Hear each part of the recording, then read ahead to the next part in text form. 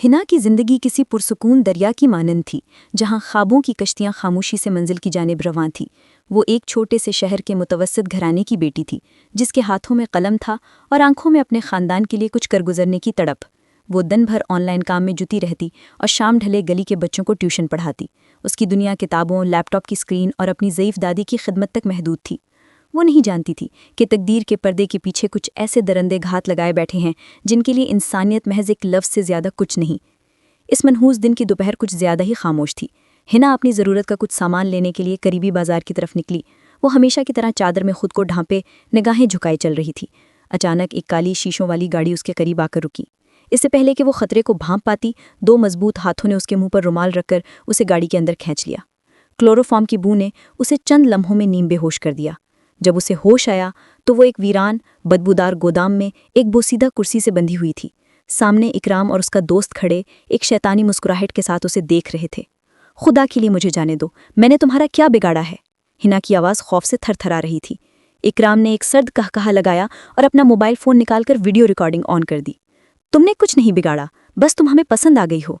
ये कहते ही वो दरंदा हिना की तरफ बढ़ा। हिना ने अपनी पूरी ताकत से मुज़ाहमत की।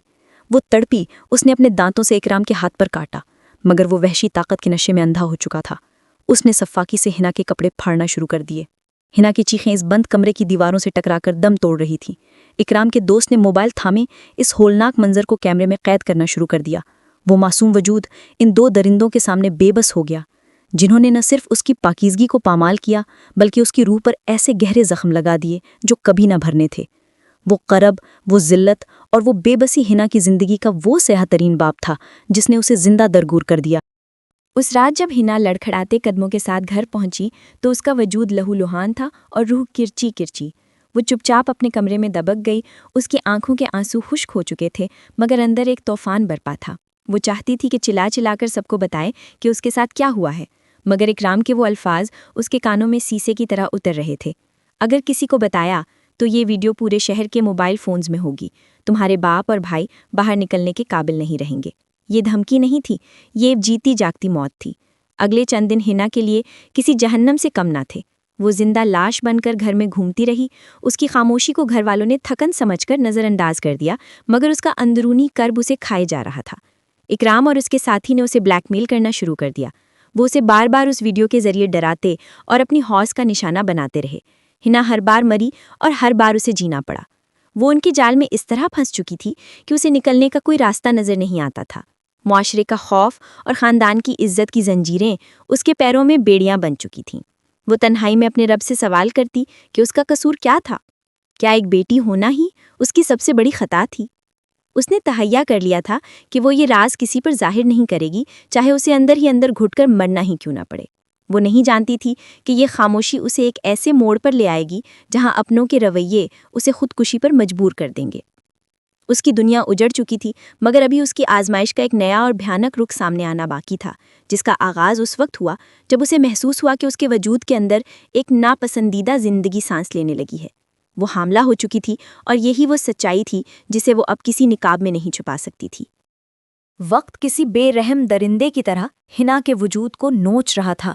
वो जो कभी खानदान का फख्र थी, अब अपने ही घर में एक साए की तरह रहने लगी थी। उसकी रंगत जर्द पड़ चुकी थी और आंखों के गिर्द गहरे स्याह हल्के उसकी अंदरूनी टूट फूट का पता देते थे। जब हिना की तबीयत बिगड़ने लगी और उसे मुसलसल मतली और कमजोरी का सामना करना पड़ा, तो उसकी माँ की शक भरी नजरें उसका पीछा करने लगी। एक मनहूस शाम जब घर के मर्द बाहर थे, सच्चाई किसी जहरीले नाग की तरह पिटारी से बाहर निकल आई। हिना के पास छुपाने को अब कुछ नहीं बचा था। जब इसने रोते हुए अपनी माँ को इस हौलनाक वाक़े और उन जालिमों की वीडियो के बारे में बताया, तो उसे तवक्को थी कि माँ उसे सीने से लगा लेगी, मगर वहाँ सिर्फ नफरत और मलामत थी। तुम मर क्यों ना गईं? ये अल्फाज हिना के कलेजे में तीर की तरह पैवस्त हुए। उसके भाइयों और बाप को जब इल्म हुआ तो घर का नक्शा ही बदल गया। वो भाई जो कभी उसकी एक पुकार पर दौड़े आते थे, अब उसे देखना भी गवारा नहीं करते थे। उसे घर के एक दूर अफ्तादा कोने में किसी अजनबी की तरह डाल दिया गया। कोई उससे बात नहीं करता था, कोई उसके साथ दस्तरखान पर नहीं बैठता था। وہ اپنے ہی گھر میں اچھوت بن چکی تھی۔ ذلت اور رسوائی کا بوجھ جب حد سے بڑھا تو ایک رات ہنا نے زندگی کا چراغ گل کرنے کا فیصلہ کر لیا۔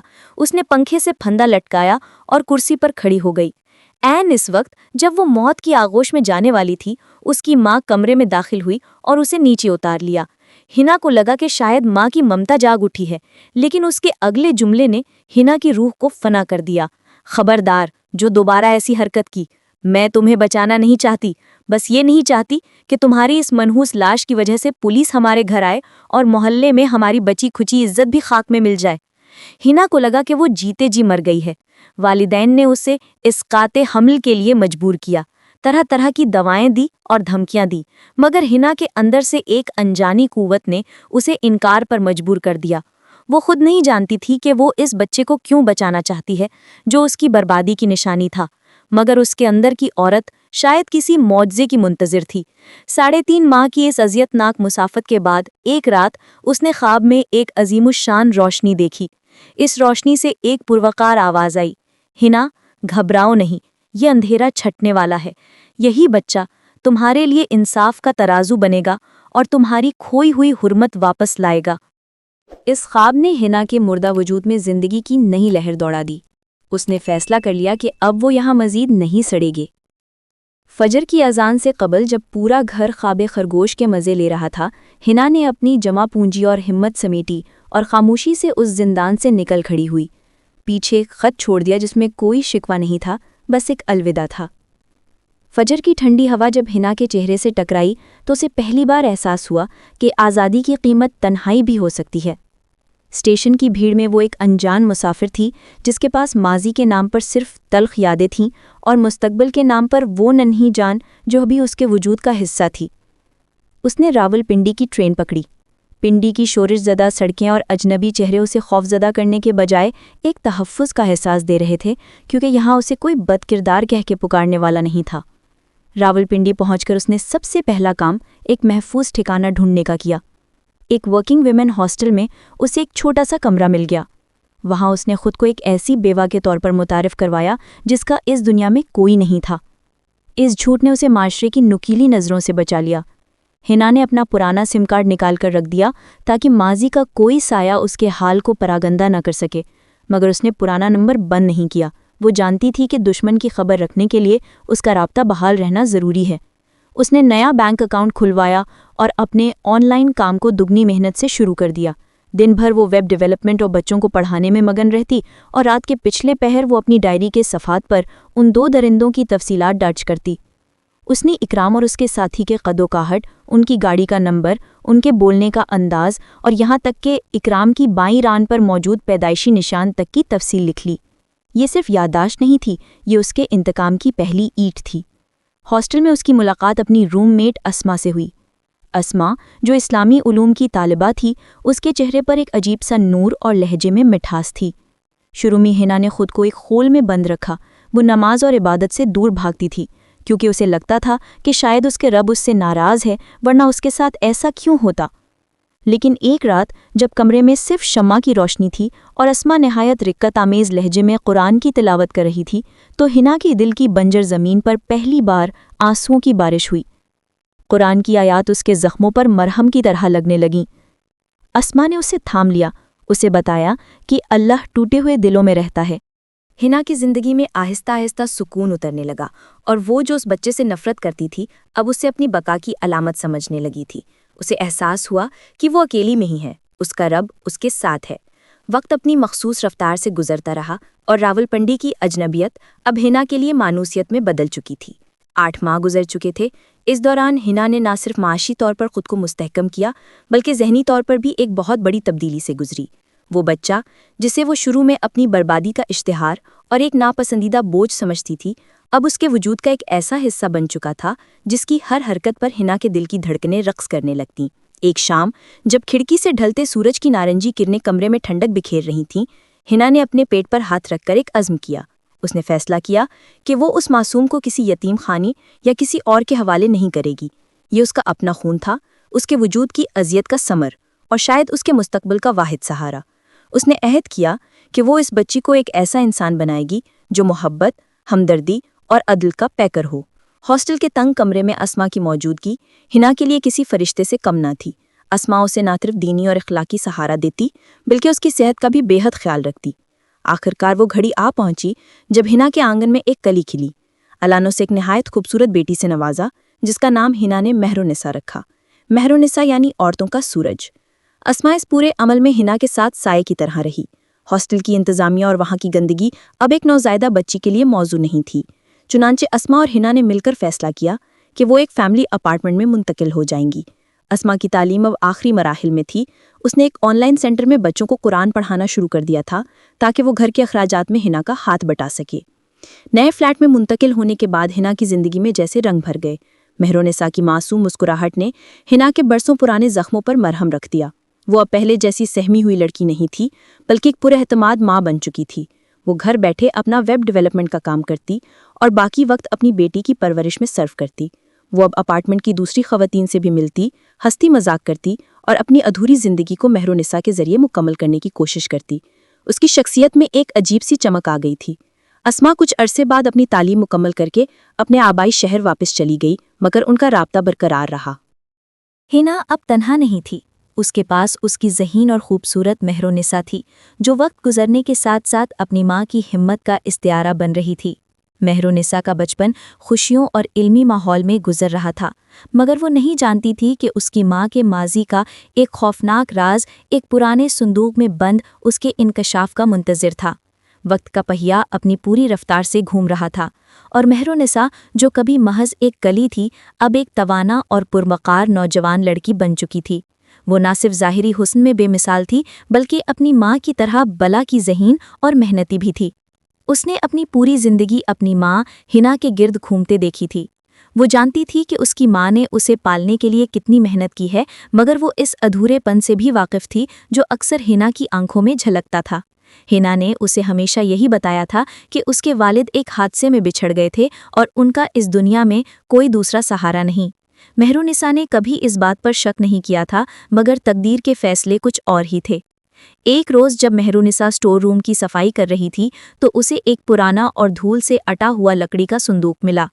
ہنا اس روز کچھ علیل تھی اور گہری نیند سو رہی تھی، اس لیے مہرالنساء نے سوچا کہ وہ اکیلے ہی اس کمرے کو ترتیب دے کر اپنی ماں کو سرپرائز دے گی۔ جیسے ہی اس نے اس صندوق کا زنگ آلود تالا کھولا، اس کے اندر موجود کاغذات اور پرانی اشیاء نے اسے چونکا دیا۔ سب سے اوپر ایک ڈائری رکھی تھی جس کے ہر صفحے پر ہنا کی سسکیاں اور خون کے آنسو چھپے تھے۔ مہرالنساء نے لرزتے ہاتھوں سے اسے پڑھنا شروع کیا۔ وہاں ان دو مردوں کی مکمل تفصیلات لکھی تھیں جنہوں نے اس کی ماں کی زندگی برباد کی تھیں۔ گاڑیوں کے نمبر، حلیے، قد و قامت، یہاں تک کہ اکرام کے جسم پر موجود مخصوص نشانات تک درج تھے۔ اس ڈائری میں وہ خط بھی موجود تھا جو ہنا نے اپنے والدین کے نام لکھا تھا، جس میں اس نے اپنی بے گناہی اور ان کے رویے کی دہائی دی تھی۔ مہرالنساء کا سر چکرانے لگا۔ وہ حقیقت جو اس سے برسوں چھپائی گئی تھی اب اس کے سامنے ایک ہولناک افرید بن کر کھڑی تھی۔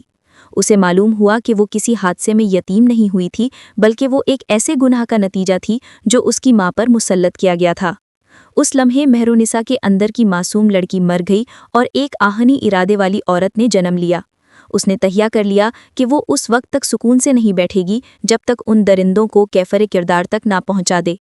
اس نے وہ تمام ثبوت دوبارہ اسی ترتیب سے رکھے اور صندوق بند کر دیا مگر اب اس کی آنکھوں میں وہ پرانی چمک نہیں بلکہ انتقام کی ایک سرد آگ تھی۔ اس نے خاموشی سے اسٹور روم سے نکل کر اپنی سوئی ہوئی ماں کو دیکھا اور عہد کیا کہ وہ اس کی قربانیوں کا حساب ضرور لے گی۔ مہرالنساء نے فیصلہ کیا کہ وہ اب صرف قانون پڑھے گی تاکہ انصاف کا وہ ترازو خود دھام سکے جس کی پیش گوئی ہنا نے خواب میں دیکھی تھی۔ وقت کے ساتھ مہرالنساء کے لہجے میں ایک عجیب سی پختگی آ گئی تھی۔ وہ الہڑ سی لڑکی نہیں رہی تھی جو چھوٹی چھوٹی باتوں پر قہقہے لگاتی تھی بلکہ اس کی سنجیدگی میں ایک گہرا سمندر چھپا تھا۔ ہنا اپنی بیٹی کی اس تبدیلی کو دیکھ رہی تھی مگر اسے مہرالنساء کی بڑھتی ہوئی محنت اور تعلیم سے لگن کا نتیجہ سمجھ کر مطمئن تھی۔ مہرالنساء نے قانون کی تعلیم کا آغاز کیا تو جیسے اس کی زندگی کو ایک رخ مل گیا۔ وہ دن بھر عدالتوں کے چکر لگاتی، پرانے کیسز کا مطالعہ کرتی اور رات گئے تک ضخیم کتابوں میں کھوئی رہتی۔ اس کی ذہانت کے چرچے اب اس کے اساتذہ کی زبان پر بھی تھے۔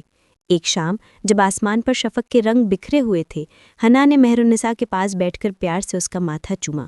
میری بیٹی، تم نے اتنی سخت محنت کیوں شروع کر دی ہے؟ کیا تمہیں اپنی ماں پر بھروسہ نہیں؟ میں ابھی کمانے کے قابل ہوں، تم اپنی جوانی کا لطف اٹھاؤ۔ مہرالنساء نے اپنی ماں کو ہاتھ تھام کر اپنے گال سے لگایا۔ اس کی آنکھوں میں ایک ایسا عزم تھا جو حنا کی سمجھ سے بالا تر تھا۔ امی، میں صرف اپنے لیے نہیں پڑھ رہی، میں اس لیے وکیل بننا چاہتی ہوں تاکہ کسی بے گناہ کی سسکیاں گوداموں کی دیواروں میں دم نہ توڑیں، تاکہ کسی ماں کو اپنا گھر چھوڑ کر ہجرت نہ کرنی پڑے۔ میں انصاف کی وہ ڈھال بننا چاہتی ہوں جسے کوئی طاقتور توڑ نہ سکے۔ حنا یہ سن کر لرز کر رہ گئی۔ اسے مہرالنساء کے الفاظ میں اپنا ہی عکس نظر آیا، مگر وہ اس حقیقت سے ناواقف تھی کہ مہرالنساء کو سب معلوم ہو چکا ہے۔ اسی دوران حنا کے خاندان کی جھوٹی کہانیاں پورے شہر میں پھیل چکی تھیں۔ اس کے بھائیوں نے اپنی عزت بچانے کے لیے ہر کسی کو یہ بتا رکھا تھا کہ حنا بیرون ملک ایک بہت بڑی کمپنی میں اعلیٰ عہدے پر فائز ہے اور وہیں سیٹل ہو گئی ہے۔ وہ خاندان جو کبھی حنا کی موت کی دعا مانگ رہا تھا، اب اس کے نام کی جھوٹی ساکھ پر جی رہا تھا۔ دوسری طرف اکرام اور اس کا گروہ اب ایک باقاعدہ نیٹ ورک بن چکے تھے۔ انہوں نے ایک NGO کے نام پر ایک ایسا ادارہ قائم کر رکھا تھا جو بظاہر غریبوں کی مدد کرتا تھا، مگر پس پردہ وہاں معصوم لڑکیوں کی زندگیوں سے کھیدا جاتا تھا۔ اکرام اب ایک بااثر اور معزز شخصیت بن کر ابھرا تھا جسے معاشرے میں قدر کی نگاہ سے دیکھا جاتا تھا۔ وہ نہیں جانتا تھا کہ راولپنڈی کی ایک گمنام گلی میں ایک ایسی چنگاری پرورش پا رہی ہے جو اس کے اس جھوٹے محل کو جلا کر راکھ کر دے گی۔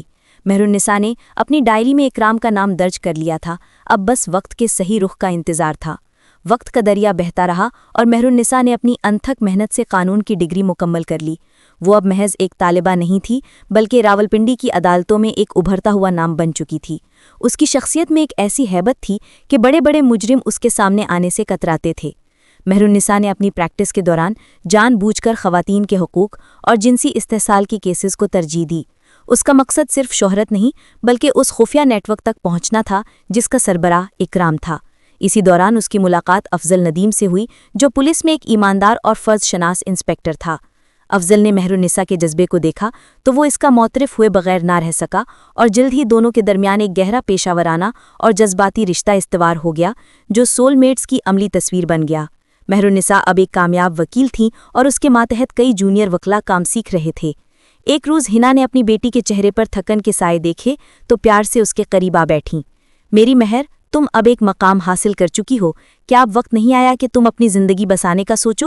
مہرالنساء نے ایک گہری سانس لی اور اپنی ماں کی آنکھوں میں جھانک کر دیکھا۔ امی، میری زندگی کا ایک مقصد ابھی باقی ہے جس کے بغیر میں ادھوری ہوں۔ مجھے آپ کو وہ انصاف دلانا ہے جس کی پیش گوئی برسوں پہلے ایک خواب نے کی تھی۔ حنا کا رنگ اڑ گیا، وہ کچھ کہنے ہی والی تھی کہ مہرالنساء اٹھ کر سٹور روم سے وہ پرانا صندوق اٹھا لائیں اور حنا کے سامنے رکھ دیا۔ صندوق کو دیکھ کر حنا پر سکتے کی کیفیت طاری ہو گئی۔ اس کی برسوں کی چھپائی ہوئی تکلیف، وہ سسکیاں اور وہ زخم ایک بار پھر تازہ ہو گئے۔ مہرالنساء نے اپنی ماں کا ہاتھ تھام کر کہا، امی، میں سب جانتی ہوں، میں نے اس روز اس صندوق کو کھول کر آپ کی روح کے ہر گھاؤں کو پڑھ لیا تھا۔ میں نے اسی لیے قانون کا راستہ چنا تاکہ میں ان درندوں کو قانون کے کٹہرے میں لا سکوں۔ حنا کی آنکھوں سے آنسوؤں کا بند ٹوٹ گیا اور وہ اپنی بیٹی کے سینے سے لگ کر پھوٹ پھوٹ کر رونے لگی۔ یہ ایک ماں کی برسوں کی گھٹن کا اخراج تھا اور ایک بیٹی کے پختہ عزم کا اعتراف۔ مہرالنساء نے اسے یقین دلایا کہ افضل ندیم کی مدد سے اس نے اکرام اور اس کے ساتھیوں کے خلاف ناقابل تردید ثبوت جمع کر لیے ہیں اور اب حساب کا وقت قریب آ گیا ہے۔ مہرالنساء نے عہد کیا کہ وہ اکرام کے اس مکروہ چہرے کو پوری دنیا کے سامنے بے نقاب کرے گی جسے اس نے ایک جعلی NGO کے پیچھے چھپا رکھا ہے۔ عدالت کے وسیع و قریض کوریڈور میں مہرالنساء کی جوتیوں کی چاپ کسی بھپرے ہوئے طوفان کا پیش خیمہ محسوس ہو رہی تھی۔ وہ آج ایک اور سنگین مقدمے میں فتح حاصل کر کے باہر نکلی تھی جہاں اس کی جرت اور مدلل گفتگو نے بڑے بڑے قانون دانوں کو ورتائل حیرت میں ڈال دیا تھا۔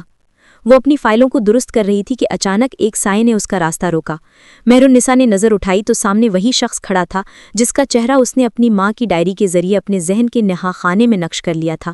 اکرام، وہی شفاق مسکراہٹ، وہی مغرور لہجہ، مگر اب وہ قیمتی سوٹ اور خوشبوؤں کے حصار میں ایک معزز شہری کا لبادہ اوڑے ہوئے تھا۔ اکرام نے مہرالنساء کی خوبصورتی اور اس کے لڑنے کے انداز کی ستائش کرتے ہوئے قدم آگے بڑھایا۔ بہت خوب مہرالنساء صاحبہ، آپ کے چرچے اب شہر کے ایوانوں تک پہنچ چکے ہیں، میں آپ کی صلاحیتوں کا معترف ہو گیا ہوں۔ اس نے بڑے تمکنت سے اپنا کارڈ مہرالنساء کی طرف بڑھایا۔ میرا نام اکرام ہے، میں ایک فلاحی ادارے کا سربراہ ہوں۔ مجھے آپ جیسی باہمت لڑکیوں کی ضرورت ہے۔ اگر آپ میرے ساتھ کام کریں تو میں آپ کو وہ شہرت اور دولت دلا سکتا ہوں جس کا آپ نے صرف خواب دیکھا ہوگا۔ بڑے بڑے کیسز، एलीट क्लास के रवाबित और लामहदूद वसाइल सब आपके कदमों में होंगे। महराल निसा के अंदर नफरत का एक लावा उबल रहा था। उसका जी चाह रहा था कि वहीं उस दरिंदे का गरेबान चाक कर दे, मगर वो जानती थी कि शिकारी को जाल में फंसाने के लिए सब्र नागुज़ीर है। उसने निहायत सर्द और करख्त लहजे में इकराम की पेशकश ठुकरा दी। आपकी दौलत और शोहरत आपको मुबारक हो इकराम साहब, मैं इंसाफ की वकील हूँ, सौदागर नहीं। इकराम के चेहरे पर एक जहरीली मुस्कुराहट उभरी। इनकार करना सीख लिया है, लेकिन पछताना भी जल्द सीख जाओगी। याद रखो, जो हाथ बुलंद होते हैं उन्हें गिराना मैं अच्छी तरह जानता हूँ। वो ये कहकर मुड़ गया, मगर महराल निसा के लिए ये सिर्फ एक धमकी नहीं थी, बल्कि उस जंग का बाकायदा ऐलान था जिसकी तैयारी वो बरसों से कर रही थी। वो पूरा हफ्ता एक अजीब सी बेचैनी में मुब्तला रही, मगर उसने अपनी माँ को कुछ नहीं बताया। उसे मालूम था कि अब इकराम खुद चलकर उसके बिछाए हुए जाल की तरफ आ रहा है, और अब वो वक्त दूर नहीं जब वो उसके डीएनए असेंबली के जरिए उसका वो सच अदालत में पेश करेगी जो उसकी ज़िंदगी का सबसे बड़ा झूठ साबित होगा। अदालती गलियारों की खामोशी महराल निसा के कदमों की चाप से लरज रही थी। इकराम की धमकी उसके आसाब पर सवार नहीं थी, बल्कि उसके इरादों को महमीज कर रही थी। वो जानती थी कि इकराम जैसे लोग सिर्फ ताकत और पैसे की ज़बान समझते हैं, और अब वक्त आ गया था कि उसे उसकी अपनी ही ज़बान में जवाब दिया जाए। महराल निसा ने अफजल नदीम के साथ मिलकर एक ऐसा जाल तैयार किया था जिसमें शिकारी खुद शिकार बनने वाला था। अफजल ने पुलिस के महकमे में रहते हुए इकराम की एनजीओ के पसे पर्दा होने वाली मशकूक सरगर्मियों का कच्चा चिट्ठा जमा कर लिया था। महराल निसा ने फैसला किया कि वो बराहे रास्त इकराम पर हमला करने के बजाय पहले उसके गिर्द मौजूद मोहरों को गिराकर उसे तन्हा करेगी। अगले चंद रोज़ महराल निसा ने निहायत राजदारी से इकराम के उन साथियों की फहरिस्त तैयार की जो उसकी पर्दापोश तंजीम का हिस्सा थे।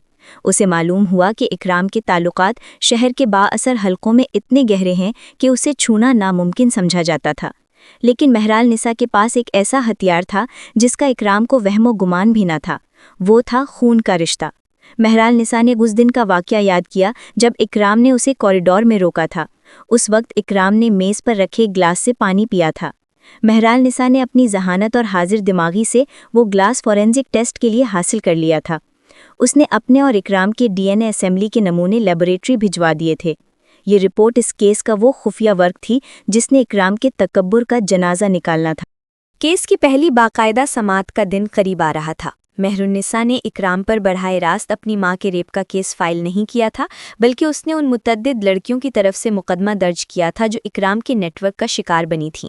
वो चाहती थी कि पहले इकराम को मुआशरे की नज़रों में एक मुजरिम साबित करे और फिर आखिरी ज़र्ब के तौर पर अपनी और हिना की शनाख्त ज़ाहिर करे। हिना, जो बरसों से एक खौफ के साये में जी रही थी, अब अपनी बेटी के अज़्म को देखकर एक अजीब से सकून में थी। वो हर रोज़ महरुन्निसा की कामयाबी के लिए मुसल्ले पर बैठकर दुआ करती। उसे महसूस हो रहा था कि उसका बरसों पुराना ख्वाब अब हकीकत का रूप धारने वाला है। महरुन्निसा ने केस की तैयारी मुकम्मल कर ली थी, मगर उसे इल्म था कि इकराम उसे खामोश कराने के लिए किसी भी हद तक जा सकता है। वो अब एक ऐसी आग से खेल रही थी जो या तो उसे जला देती या फिर इकराम के जुल्म के सया महल को राख कर देती। समाजी वक़ार का जनाजा अब इकराम के घर से निकलने वाला था और महरुन्निसा उस जनाजे की सबसे बड़ी गवाह बनने वाली थी। अदालत का कमरा नंबर 4 आज किसी मैदान जंग का मंजर पेश कर रहा था। फिज़ा में तनाव इस कदर ज़्यादा था कि महसूस होता था जैसे अभी कोई धमाका हो जाए। इकराम अपने महंगे वकीलों के झुरमट में किसी मगरूर शहंशाह की तरह बैठा था। उसे अब भी यकीन था कि उसका पैसा और असर और रसूख उसे हर गर्दाब से निकाल लेगा। महरुन्निसा ने जब कटहरे में खड़े होकर दलाइल का आगाज़ किया तो उसकी आवाज़ की गूंज ने जज समेत हर शख्स को अपनी तरफ मुतवज्जा कर लिया। उसने इकराम की एनजीओ के मालियाती गोशवारों से लेकर उन लापता लड़कियों के रिकॉर्ड तक हर चीज़ को इस महारत से जोड़ा कि इकराम के चेहरे पर पहली बार हवाइयाँ उड़ने लगीं। महरुन्निसा ने अभी तक हिना का नाम नहीं लिया था। वो प्याज के छिलकों की तरह एक एक करके इकराम के जराइम की तहें उतार रही थी। इकराम ने जब देखा कि ज़मीन इसके पैरों से खिसक रही है तो उसने अपना आखिरी हरबा इस्तेमाल करने का फैसला किया। वक्फे के दौरान उसने महरुन्निसा को अपने चेंबर के करीब बुलाने की कोशिश की, मगर महरुन्निसा के बर्फीले लहजे ने उसे वहीं रोक दिया। इकराम ने मुस्कुराते हुए जहर उगला, महरुन्निसा साहिबा, आप जितनी ज़हीन हैं, काश उतनी ही समझदार भी होती। ये सारा ड्रामा बंद करें। मैं आपको आपकी सोच से ज़्यादा रकम देने को तैयार हूँ। आपने अपनी माँ के साथ जो गुर्बत देखी है, मैं उसे एक लम्हे में ख़त्म कर सकता हूँ। महरुन्निसा ने उसे जवाब देने के बजाय सिर्फ अपने फ़ोन का रिकॉर्डर चेक किया, जहां इकराम की ये रिश्वतखोर पेशकश कैद हो चुकी थी। उसने इकराम की आंखों में झांक कर देखा और कहा, तकब्बुर का बुत जब टूटता है तो उसकी किरचियां सबसे ज्यादा उसी को जख्मी करती हैं जो उसे पूछता है। केस दोबारा शुरू हुआ तो इकराम के वकील ने एक निहायत गलीज चाल चली। उसने मेहरुन्निसा की किरदार कशी शुरू कर दी और अदालत में झूठा दावा किया कि मेहरुन्निसा इकराम से शादी करना चाहती थी और नाकामी पर इंतकामन ये केस लड़ रही हैं। कमरा अदालत में चहमे गोइयां होने लगीं। हिन्ना जो सामीन में मौजूद थीं उसका दिल डूबने लगा, मगर मेहरुन्निसा के चेहरे पर एक फातिहाना मुस्कुराहट आई। उसने जज से मुखातिब होकर कहा, जनाब आली, जब एक मुजरिम के पास सफाई में कुछ नहीं बचता तो वो कीचड़ उछालता है। मेरे पास इस शख्स के किरदार का वो दस्तावेजी सबूत है जिसके बाद इसका ये मुंह भी बोलने के काबिल नहीं रहेगा। मेहरुन्निसा ने अपने बैग से वो DNA नेशनल असेंबली रिपोर्ट निकाली जो इस केस का रुख मोड़ने वाली थी। ये महज एक रिपोर्ट नहीं थी बल्कि इकराम के ताबूत में आखिरी कील साबित होने वाली थी। मेहरुन्निसा ने जज की तरफ कदम बढ़ाए जबकि इकराम के माथे पर पसीने की बूंदें चमकने लगी थीं। उसने अभी तक ये नहीं सोचा था कि वो जिस लड़की पर कीचड़ उछाल रहा है उसकी रगों में उसी का अपना गंदा खून दौड़ रहा है। अदालत के कमरे में मौजूद हर आंख जज के सामने रखी इस रिपोर्ट पर जमी थी जो इकराम के तकब्बुर के किले में दरार डालने वाली थी। मेहरुन्निसा ने एक गहरी सांस ली। उसकी निगाहें एक लम्हे के लिए अपनी माँ हिन्ना पर ठहरी जो हाथ बांधे साकित खड़ी थीं। मेहरुन्निसा ने अदालत को मुखातिब करते हुए कहा, जनाब आली, इस शख्स ने मुझ पर यह इल्ज़ाम लगाया है कि मैं इससे शादी की ख्वाहिशमंद थी, लेकिन सच तो यह है कि इसका और मेरा रिश्ता निकाह या मोहब्बत का नहीं बल्कि एक ऐसी वहशत का नतीजा है जिसे उसने 20 साल कबल एक गोदाम में जन्म दिया था। इकराम के वकील ने एतराज़ उठाना चाहा मगर मेहरुन्निसा ने नेशनल असेंबली रिपोर्ट लहराते हुए अपनी आवाज़ बुलंद की। ये रिपोर्ट साबित करती है कि इकराम मेरा हयातियाती बाप है और मैं इसके उसी गुनाह का समर हूँ जो इसने हिन्ना इकराम नामी एक मासूम लड़की के साथ किया था। पूरे हॉल में जैसे सन्नाटा छा गया। इकराम, जो अब तक एक फातिहाना मुस्कुराहट सजाए बैठा था, उसके चेहरे का रंग पीला पड़ गया। वो बुत बना मेहरुन्निसा को देख रहा था। मेहरुन्निसा ने कमाले ज़ब्त से काम लेते हुए इकराम की वो ऑडियो रिकॉर्डिंग प्ले कर दी जिसमें वो उसे दौलत और शोहरत का लालच दे रहा था। अदालत में इकराम की अपनी आवाज़ गूंजी जिसमें वो मेहरुन्निसा के हुस्न की तारीफ कर रहा था और उसे अपनी ज़िंदगी में शामिल करने की पेशकश कर रहा था। जज के चेहरे पर हकालत के तासुरात उभरे। मेहरुन्निसा ने कपकपाती मगर पुरएतमाद आवाज़ में कहा, एक बाप अपनी ही बेटी को पहचान ना सका और उसे अपनी हवस का निशाना बनाने की पेशकश करता रहा। क्या इससे बड़ी इबरत की कोई और मिसाल हो सकती है? हिना, जो अब तक एक कोने में खड़ी थी, उसकी सिसकियां पूरे कमरे में सुनाई देने लगी। मेहरुन्निसा ने अपनी माम की तरफ इशारा करते हुए कहा, ये वो औरत है जिसने इस दरिंदे के जुल्म के बाद भी मुझे मारने के बजाय जीने का हौसला दिया। इसने मुझे इसलिए पाला ताकि मैं आज यहाँ खड़ी होकर इसकी पामाल शुदा चादर का हिसाब मांग सकूं। इकराम के वकील के पास अब कोई दलील बाकी नहीं रही थी। इकराम की नज़रें झुक गईं। वो जो पूरे शहर को अपनी उंगलियों पर नचाता था, आज अपनी ही बेटी के सामने एक हकीर मुजरिम की तरह खड़ा था। उसका वो साथी जो इस जुल्म में बराबर का शरीक था, पहले ही गिरफ्तारी के खौफ से इकराम के खिलाफ वादामाफ गवाह बनने की तैयारी कर रहा था। अदल का तराजू अब झुक चुका था और मेहरुन्निसा के ख्वाब की ताबीर महज चंद कदमों की दूरी पर थी। अदालत के कमरा नंबर 4 में फैला सन्नाटा इतना गहरा था कि वहां मौजूद लोगों के दिलों की धड़कनें साफ सुनाई दे रही थीं। इकराम, जिसने अपनी पूरी जिंदगी ताकत के नशे और हवस के खुमार में गुजारी थी, आज एक जिंदा लाश की मानंद अपनी कुर्सी से चिमटा हुआ था। उसकी नज़रें सामने खड़ी उस लड़की पर जमी थीं जो उसी के लहू से कशीद हुई थी, मगर आज वही लहू उसके वजूद के गिर्द फांसी का फंदा बन चुका था। मेहरुन्निसा ने नेशनल असेंबली रिपोर्ट जज की मेज़ पर रखते हुए कमाले ज़ब्त का मुजाहिरा किया, मगर उसकी आंखों में दहकती हुई इंतकाम की आग इकराम के तकब्बुर को भस्म कर रही थी। जज ने ऐनक के पीछे से इकराम को देखा जिसके माथे पर पसीने की बूंदें उसकी रुसवाई की मुहर सब्त कर रही थीं। जनाबे आली, ये सिर्फ एक नेशनल असेंबली रिपोर्ट नहीं है। मेहरुन्निसा की आवाज़ में एक ऐसी गूंज थी जो अदल की देवी को झंझोड़ रही थी। ये इस सफाकी का दस्तावेजी सबूत है जो 20 साल पहले हिना के साथ रवा रखी गई। इकराम ने ना सिर्फ एक मासूम लड़की की रूह को छलनी किया बल्कि आज 20 साल बाद अपनी ही बेटी को पहचानने के बजाय उसे अपनी हवस का निशाना बनाने की मजमूम कोशिश की। मेहरुन्निसा ने जब इकराम की वो ऑडियो रिकॉर्डिंग प्ले की जिसमें वो उसे दौलत और रिफाकत का लालच दे रहा था, तो कमरा अदालत में मौजूद हर शख्स की आंखों में इकराम के लिए हकारत उभर आई। एक बाप जो अपनी ही औलाद के हुस्न पर मिट रहा था, मुआशरे के मुंह पर एक ऐसा तमाचा था जिसकी गूंज सदियों तक सुनी जानी थी। इकराम का वकील, जो अब तक अपनी चर्ब ज़बानी से केस को घुमाने की कोशिश कर रहा था, अब कागजात समेटने में मसरूफ था। उसके पास अब दिफा के लिए कोई लफ्ज़ बाकी नहीं रहा था। इकराम ने लरसते हुए हाथों से अपनी पेशानी को पोंछा। उसने कभी ख्वाब में भी नहीं सोचा था कि वो गुनाह जिसे उसने एक वीडियो के जरिए हिना को खामोश करने के लिए इस्तेमाल किया था, आज एक जीती जाती तस्वीर बनकर उसके सामने खड़ा होगा। हिना जो हॉल के आखिरी कोने में खड़ी ये सब देख रही थी, उसके चेहरे पर एक अजीब सा इत्मीनान था। वो सच्चाई जो उसे खुदकुशी की दहलीज तक ले गई थी, आज उसकी बेटी के हाथों इकराम की कब्र खोद रही थी। जज ने हैमर मारकर अगली तारीख दी, मगर इकराम के लिए ये तारीख नहीं बल्कि उसकी समाजी मौत का परवाना था। पुलिस ने जैसे ही उसके हाथों में हथकड़ी डाली, मेहरुन्निसा ने एक गहरी सांस ली। इंसाफ की सहर तुलू हो चुकी थी, मगर अभी उस तूफान का वो रुख आना बाकी था जहां इकराम के दूसरे साथी और हिना के अपने खानदान के दोहरे मयार भी बेनकाब होने थे। मेहरुन्निसा ने मुड़कर अपनी माँ की तरफ देखा और एक धीमी मुस्कुराहट के साथ सर झुका दिया, जैसे कह रही हो कि आपकी कुर्बानी रायगा नहीं गई। अदालत के कमरे से इकराम को जब पुलिस की सख्त हिरासत में निकाला गया तो बाहर मीडिया का एक हुजूम था जो इस बाअसर शख्सियत के जवाल की एक झलक देखने को बेताब था। इकराम, जिसने हमेशा अपने चेहरे पर शराफत और वक़ार का एक लबादा ओढ़ रखा था, आज अपनी ही बेटी के हाथों रुस्वा होकर सर झुकाए खड़ा था। मेहरुन्निसा ने कॉरिडोर में खड़े होकर उसे आखिरी बार देखा। उसकी आंखों में न तो फातिहाना गुरूर था और न ही कोई हमदर्दी। वहाँ सिर्फ एक सकून था जो एक तवील जंग के बाद रूह को मयस्सर आता है। इकराम की वो हथकड़ियाँ दरअसल उन तमाम लड़कियों की चीखों का जवाब थीं जिन्हें उसने बरसों तक अपनी खामोश वहशत का निशाना बनाया था। दूसरी तरफ इस खबर ने पूरे मुल्क में एक भूचाल पैदा कर दिया था। हिना के वो भाई और वालदैन जो बरसों से लोगों को ये झूठ सुनाते आए थे कि उनकी बेटी मुल्क से बाहर किसी बड़े ओहदे पर फाइज है, अब अपने ही घरों में कैद होकर रह गए थे। मीडिया की टीमें उनके घर के बाहर खड़ी थीं और मोहल्लेदारों की हकारत भरी नज़रें उनके दोहरे मयार का जनाजा निकाल रही थीं। वो इज्जत जिसके तहफ़्फ़ुज़ के लिए उन्होंने अपनी सगी बेटी को मौत के मुंह में धकेल दिया था, आज उसी बेटी की हिम्मत की वजह से खाक में मिल चुकी थी। हिना के भाई जो कभी अपनी गैरत के किस्से सुनाते थे, अब निकाब ओढ़कर बाहर निकलने पर मजबूर थे। ये कुदरत का वो इंसाफ था जिसने सच को साबित करने के लिए उन्हीं लोगों को गवाह बना दिया जिन्होंने उसे मिटाने की कोशिश की थी। जेल की काल कोठड़ी में इकराम का सामना अपने ही ज़मीर से था। अगर उसके पास कोई था भी तो उसे वो तमाम चेहरे याद आने लगे जिन्हें उसने मिटाया था, मगर मेहरुन्निसा का चेहरा उसके लिए सबसे बड़ा अजाब बन गया था। उसे बार बार अपने वो अल्फाज याद आते जो उसने अदालत के कॉरिडोर में अपनी ही बेटी को कहे थे। उसकी अपनी हवस उसके लिए जहन्नम का ईंधन बन गई थी। मेहरुन्निसा ने अफजल नदीम के साथ मिलकर अब इस केस के दूसरे बड़े मोहरे यानी इकराम के उस दोस्त की तलाश शुरू कर दी थी जिसने वीडियो बनाई थी। वो जानती थी कि जब तक वो दूसरा दरिंदा कानून की गिरफ्त में नहीं आता, ये कहानी अधूरी रहेगी।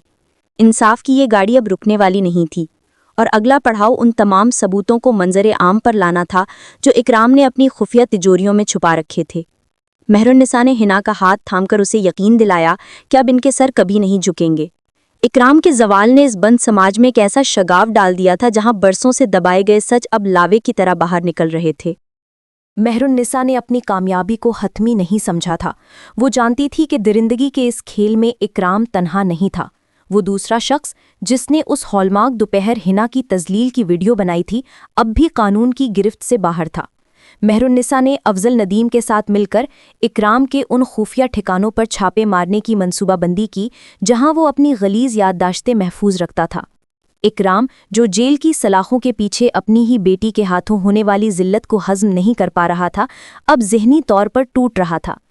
उसे मालूम था कि अगर उसने ज़बान ना खोली तो मेहरुन्निसा उसे जीते जी इबरत का ऐसा निशान बना देगी कि तारीख उसे कभी माफ़ नहीं करेगी। एक सर्द रात जब जेल की काल कोठड़ी में खामोशी का राज था, मेहरुन्निसा अपने बाप के सामने खड़ी थी।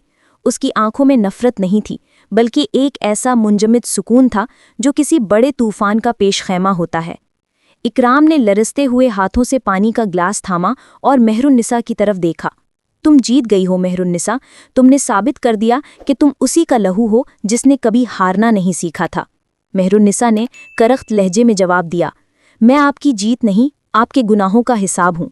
अगर आप चाहते हैं कि आपकी सज़ा में कुछ कमी हो तो मुझे इस दूसरे शख्स का नाम और वो जगह बताएं जहां वो वीडियोस छुपाई गई हैं। इकराम ने एक लंबी आह भरी और अपने उस पुराने साथी का नाम उगल दिया जिसे वो अब तक बचाता आ रहा था। उसने उस खुफिया तहखाने का पता भी बता दिया जहां उसने दर्जनों लड़कियों की जिंदगियों के सौदे कर रखे थे। अगले ही लम्हे पुलिस ने उस मकाम पर छापा मारा। वहां से मिलने वाली वीडियोस और दस्तावेजात ने न सिर्फ इकराम के साथी को गिरफ्तार करवाया बल्कि उस पूरे गिरोह का पर्दा चाक कर दिया जो एनजीओ की आड़ में इंसानियत का कत्ल कर रहा था। मेहरुन्निसा ने वो तमाम रिकॉर्ड कब्जे में ले लिया। हिना, जो उस वक्त घर पर मुसल्ले पर बैठी थी, उसे एक अजीब सी रोशनी का एहसास हुआ। उसे लगा जैसे उसके वजूद से बरसों पुरानी गलाजत धुल रही है। मेहरुन्निसा ने घर आकर जब अपनी माँ को बताया कि वो वीडियो जिसके खौफ ने उसे बरसों खामोश रखा था, अब पुलिस की तहवील में है और उसे तल्फ कर दिया जाएगा, तो हिना की सिसकियाँ एक ऐसी दुआ में बदल गईं जो सीधी अर्श तक पहुंची। इंसाफ की ये मंजिल अब करीब थी, मगर अभी मेहरुन्निसा को उस खानदान के सामने खड़ा होना था जिन्होंने हिना को जिंदा दरगोर किया था। समाजी वक़ार का वो झूठा बुत अब गिरने ही वाला था। इंसाफ के ऐवानों में होने वाली हलचल ने जहां इकराम के इक़्तिदार के ऐवानों को लर्जा दिया था, वहीं हिना के आबाई शहर की गलियों में भी एक तूफान बरपा था। मेहरुन्निसा ने इकराम और उसके साथियों को कानून के शिकंजे में कसने के बाद अब अपना रुख उस घर की जानिब किया जहां से उसकी माँ को एक मुजरम की तरह निकाल दिया गया था। हिना के भाई, जो अब तक अपनी झूठी गैरत के लबादे में छुपे बैठे थे, मेहरुन्निसा की अचानक आमद पर बौखला गए। वो घर जिसकी दीवारों ने कभी हिना की सिसकियों पर कान नहीं धरे थे, आज उसी की बेटी के पुरएहतमाद कदमों की चाप से लरज़ रहा था। मेहरुन्निसा ने जब अपने नाना और मामू के सामने इकराम के जराइम और हिना की बेगुनाही के सबूत रखे तो उनके पास नदामत के सिवा कुछ न था। आप लोगों ने जिस इज्जत को बचाने के लिए अपने बेटी की जिंदगी का सौदा किया, आज वही इज्जत अखबारों की जीनत बन चुकी है। मेहरुन्निसा का लहजा बर्फ की तरह ठंडा मगर काटदार था। उसने अपने मामू की आंखों में झांक कर देखा, वही भाई जो कभी हिना की मौत की तमन्ना करता था। मेरी माँ ने गुनाह नहीं किया था, वो एक दरिंदगी का शिकार हुई थी, मगर आप लोगों ने उसे इस काते हमल और खुदकुशी पर मजबूर करके उससे बड़ा गुनाह किया। आज वही लड़की जिसकी वजूद को आप मिटाना चाहते थे, आपके सामने खड़ी आपकी नाम नेहाद शराफत का हिसाब मांग रही है। मेहरुन्निसा ने उन तमाम खतूत और दस्तावेज़ात का जिक्र किया जो उसने संदूक से हासिल किए थे। हिना के वालिदैन के चेहरों पर फैली जर्दी उनके अंदरूनी खौफ की अक्कास थी। घर में मौजूद हर फर्द के लिए ये इंकिशाफ किसी क़यामत से कम न था कि हिना ने रावलपिंडी के एक दूर अफ्तादा हॉस्टल में जिस बेटी को पाला, आज मुल्क की नामवर वकील बनकर उनके सामने खड़ी है। मेहरुन्निसा ने वाज़े कर दिया कि उसे उनके मालो मता या नाम से कोई गर्ज नहीं। वो यहाँ सिर्फ इसलिए आई है ताकि वो अपनी माँ की खोई हुई हुर्मत वापस ले सके। याद रखिए, जब अल्लाह किसी को बुलंद करना चाहता है तो दुनिया की तमाम मसलहतें और साजिशें खाक में मिल जाती हैं। मेरी माँ आज भी वही हिना है, मगर अब वो तन्हा नहीं है। मेहरुन्निसा की गुफ्तगू ने उनके ज़मीरों को झंझोड़ कर रख दिया। वो ख़ानदान जो कल तक हिना का नाम लेने से कतराता था, आज उससे माफ़ी मांगने के लिए अल्फाज तलाश कर रहा था। मगर मेहरुन्निसा जानती थी कि कुछ ज़ख्मों का मरहम लफ्ज़ों में नहीं होता और कुछ हिसाब अधूरे रहना ही बेहतर होते हैं। उसने पीछे मुड़कर नहीं देखा और खामोशी से उस जिंदान नुमा घर से बाहर निकल आई जहां उसकी गाड़ी में अफजल नदीम उसका मुंतज़िर था। एक बड़ी लड़ाई जीत ली गई थी, मगर दिलों की बस्ती अभी वीरान थी। अदालत के आखिरी मार्के का दिन आन पहुंचा था। शहर भर की निगाहें उस फैसले पर लगी थीं जो ना सिर्फ एक मुजरिम की किस्मत का फैसला करने वाला था, बल्कि मुआशरे में मौजूद उन तमाम दरिंदों के लिए एक पैगाम था जो शराफत की ओढ़नी तले छुपे बैठे थे। मेहरुन्निसा ने आज सियाह कोट पहना तो उसकी शख्सियत में एक अजीब सी हैबत और वक़ार था। हिना ने अपनी बेटी की पेशानी चूमी। उसकी आंखों में आज वो पुराना खौफ नहीं, बल्कि एक फ़ख्र था जो बरसों की तज़लील के बाद मयस्सर आया था। कमरा अदालत में तिल धरने की जगह न थी। इकराम और उसका साथी कटहरे में खड़े थे। उनके चेहरे जर्द और निगाहें ज़मीन में गड़ी थीं। वो गुरूर जो कभी उनके लहजे से टपकता था, अब मिट्टी में मिल चुका था। मेहरुन्निसा ने आखिरी दलाइल का आगाज़ किया तो उसका हर लफ्ज़ निश्तर की तरह इकराम के वजूद को चीर रहा था। उसने उन तमाम सबूतों को यकजा करके पेश किया जो उसने और अफजल ने शब रोज़ की मेहनत से जमा किए थे।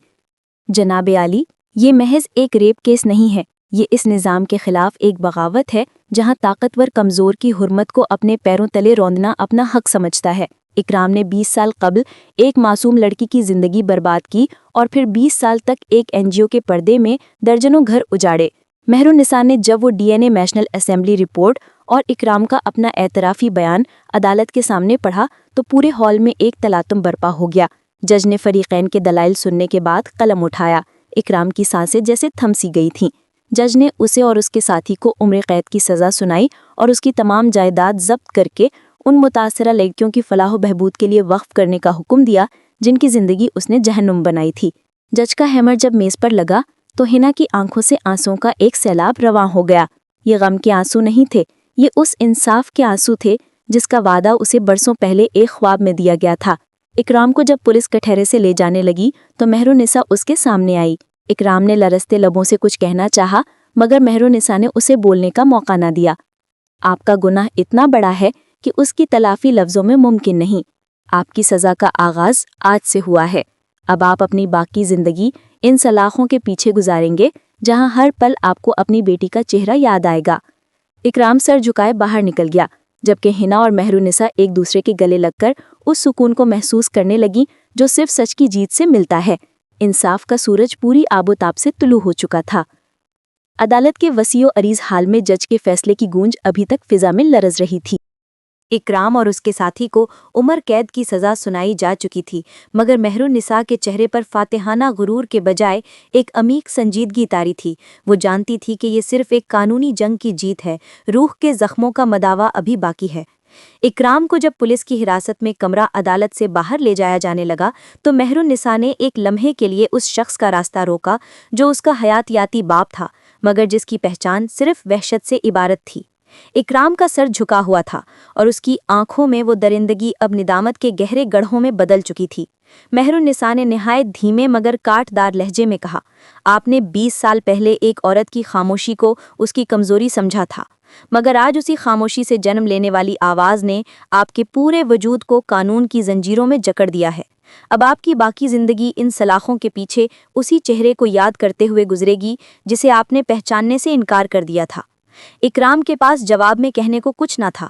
وہ ایک ہارے ہوئے جواری کی طرح سر جھکائے پولیس کی گاڑی میں جا بیٹھا۔ دوسری طرف حنا کے خاندان کی حالت ابتر تھی۔ وہ بھائی جو کبھی اپنی نام نہاد غیرت کے زوم میں حنا کو جان سے مارنے پر تلے تھے، اب اپنے ہی شہر کی گلیوں میں نقاب اوڑھ کر نکلنے پر مجبور تھے۔ میڈیا کے نمائندے ان کے گھر کے باہر ڈیرے ڈالے ہوئے تھے اور ہر گزرنے والا شخص ان کی طرف حقارت سے دیکھ رہا تھا۔ وہ عزت جس کے تحفظ کے لیے انہوں نے اپنی سگی بیٹی کو جیتے جی مار دیا تھا، آج اسی بیٹی کی جرت کی وجہ سے قصہ پاری نہ بن چکی تھی۔ حنا کے والدین نے کئی بار کوشش کی کہ وہ مہرالنساء یا حنا سے رابطہ کر کے معافی مانگے، مگر مہرالنساء نے نہایت سختی سے اپنے فلیٹ کے دروازے ان پر بند کر دیے۔ اس کا پیغام واضح تھا، رشتہ خون سے نہیں، احساس اور تحفظ سے بنتا ہے۔ حنا نے بھی اپنے خاندان سے ملنے سے انکار کر دیا کیونکہ اس کے نزدیک اس کا واحد خاندان مہرالنساء اور وہ لوگ تھے جنہوں نے کڑے وقت میں اس کا ساتھ دیا تھا۔ افضل ندیم اس پوری جدوجہد میں مہرالنساء کے شانہ بشانہ رہا تھا۔ اس نے نہ صرف ایک پولیس افسر کی حیثیت سے قانون کی پاسداری کی بلکہ مہرالنساء کے ٹوٹے ہوئے حوصلوں کو سہارا بھی دیا۔ کیس ختم ہونے کے کچھ عرصہ بعد جب زندگی کی لہریں ایک بار پھر پرسکون ہونے لگیں تو افضل نے مہرالنساء کا ہاتھ تھام کر اسے ایک نئی زندگی کا پیغام دیا۔ حنا نے اپنی بیٹی کے چہرے پر وہ حقیقی مسکراہٹ دیکھی جس کی وہ برسوں سے منتظر تھی۔ مہرالنساء اور افضل کی شادی ایک نہایت سادہ مگر پروقار تقریب میں ہوئی، جہاں صرف وہ لوگ موجود تھے جنہوں نے اس کٹھن سفر میں ان کا ساتھ دیا تھا۔ انصاف کے فیصلے نے جہاں اکرام کے تکبر کو خاک میں ملایا، وہیں حنا کی زندگی میں ایک ایسی صبح نو کا آغاز کیا جس کی تمنا اس نے برسوں پہلے ہجرت کی اس کٹھن رات میں کی تھی۔ مہرالنساء اب صرف ایک وکیل نہیں تھیں بلکہ وہ ہمت اور سچائی کی ایک ایسی علامت بن چکی تھیں جس کی مثالیں پورے ملک میں دی جانے لگی تھیں۔ حنا نے جب اپنی بیٹی کو افضل کے ساتھ ایک نئے گھر میں آباد ہوتے دیکھا تو اسے محسوس ہوا کہ اس کی زندگی کا مشن اب مکمل ہو گیا ہے۔ وہ دن جب وہ اپنے ہی گھر میں ایک اجنبی کی طرح رہتی تھیں اب کسی ڈراؤنے خواب کی طرح ماضی کی دھن میں کھو چکے تھے۔ افضل اور مہرالنساء کا رشتہ صرف محبت کا نہیں بلکہ اس مشترکہ جدوجہد کا ثمر تھا جس نے انہیں ایک دوسرے کی روح کا ساتھی بنا دیا تھا۔ شادی کے 1 سال بعد جب مہرالنساء کی گود میں ایک خوبصورت بیٹا آیا تو حنا کی خوشیوں کی کوئی انتہا نہ رہی۔ اس نے اس ننھی جان کا نام عدیل رکھا جس کا مطلب ہے انصاف کرنے والا۔ حنا اب اس بچے کی پرورش میں مگن رہتی، اسے وہ کہانیاں سناتی جن میں سچائی کی جیت اور برائی کی شکست کا درس ہوتا تھا۔ وہ اکثر مہرالنساء اور افضل کو دیکھ کر مسکراتی اور اپنے رب کا شکر ادا کرتی جس نے اسے وہ معجزہ دکھایا جس کی نوید اس نے 3.5 ماہ کے حمل کے دوران اس پرنور خواب میں دیکھی تھی۔ حنا نے اب اپنی زندگی کا ایک نیا مقصد ڈھونڈ لیا تھا۔ وہ ان بے سہارا عورتوں کے لیے ایک پناہ گاہ چلانے لگیں جو معاشرے کے ظلم کا شکار ہوتی تھیں۔ دوسری طرف حنا کے والدین اور بھائیوں نے کئی بار کوشش کی کہ وہ مہرالنساء کے اثر و رسوخ کو استعمال کر کے اپنی کھوئی ہوئی سماجی ساکھ بحال کریں، مگر مہرالنساء نے واضح کر دیا کہ ان کے درمیان خون کا رشتہ اسی دن ٹوٹ گیا تھا جس دن انہوں نے حنا کو موت کے حوالے کیا تھا۔ حنا نے بھی ان کی کسی قول یا پیغام کا جواب نہیں دیا۔ اس کا کہنا تھا کہ معافی مانگنا خدا کا کام ہے، مگر دوبارہ بھروسہ کرنا انسان کی اپنی مرضی ہوتی ہے۔ وہ اب اس مقام پر تھی جہاں اسے کسی کے نام یا پہچان کی ضرورت نہیں تھی۔ اس کی بیٹی اس کا فخر تھی اور اس کا پوتا اس کی زندگی کی نئی امید۔ انصاف کی یہ داستان اب ایک خوبصورت اختتام کی طرف بڑھ رہی تھی، جہاں برائی اپنے منطقی انجام کو پہنچی اور سچائی نے ایک پائیدار خوشی کی صورت اختیار کر لی۔ وقت کی گرد نے بہت سے نشانات مٹا دیے تھے، مگر مہر النساء کی جرت اور حنا کی قربانی کا قصہ آج بھی لوگوں کے دلوں میں زندہ تھا۔ اکرام جیل کے سلاخوں کے پیچھے گمنامی کی موت مر چکا تھا اور اس کا نام اب صرف عبرت کے لیے لیا جاتا تھا۔ مہر النساء نے اپنے کیریئر میں درجنوں مظلوم عورتوں کو انصاف دلایا، مگر اس کے لیے سب سے بڑا اعزاز اس کی ماں کی وہ مسکراہٹ تھی جو اب ہر وقت حنا کے چہرے پر سجی رہتی تھی۔ افضل نے مہر النساء کے ہر قدم پر اس کا ساتھ دیا اور ان کا گھرانہ محبت، احترام اور سچائی کا ایک نمونہ بن گیا تھا۔ ایک شام جب سورج اپنی تمام تر رعنائیوں کے ساتھ افق میں جذب ہو رہا تھا، حنا مہر النساء کے ساتھ صحن میں بیٹھی تھی۔ عدیل پاس ہی کھلونوں سے کھیل رہا تھا۔ حنا نے مہر النساء کا ہاتھ تھام کر کہا، بیٹی، آج مجھے وہ خواب مکمل ہوتا محسوس ہو رہا ہے۔ تم نے مجھے صرف انصاف نہیں دلایا، بلکہ تم نے مجھے دوبارہ جینا سکھایا ہے۔ مہر النساء نے اپنی ماں کے ہاتھ پر پیار کیا اور جواب دیا، امی، آپ کی خاموش ہمت نے ہی مجھے وکیل بنایا تھا۔ اگر آپ اس دن ہجرت نہ کرتی تو آج میں یہاں نہ ہوتی۔ دونوں ماں بیٹی کی آنکھوں میں سکون کے آنسو تھے۔ یہ ایک ایسی جنگ کا اختتام تھا جو جسم سے شروع ہوئی تھی مگر روح کی بالیدگی پر ختم ہوئی۔ حنا نے اب ماضی کی کڑواہٹ کو پیچھے چھوڑ دیا تھا۔ اس نے سیکھ لیا تھا کہ قدرت کا انصاف دیر سے ہی صحیح مگر آتا ضرور ہے۔ مہر النساء اور افضل نے مل کر ایک ایسی فاؤنڈیشن کی بنیاد رکھی جو غریب بچیوں کی تعلیم اور قانونی امداد کا کام کرتی تھی۔ عدیل بڑا ہو کر اپنے والدین کے نقش قدم پر چلنے کا عہد کر رہا تھا۔ کہانی کا یہ موڑ اس بات کا ثبوت تھا کہ اندھیرا کتنا ہی گہرا کیوں نہ ہو، سچائی کا نور اسے چیر کر باہر نکل ہی آتا ہے۔ مہر النساء نے آسمان کی طرف دیکھ کر ایک لمبی سانس لی۔ اسے یقین تھا کہ آنے والی نسلیں اس داستان سے سبق سیکھیں گی کہ ظلم کبھی جیت نہیں سکتا، اور ایک عورت کی غیرت جب آواز بنتی ہے تو تخت و تاج لرز جاتے ہیں۔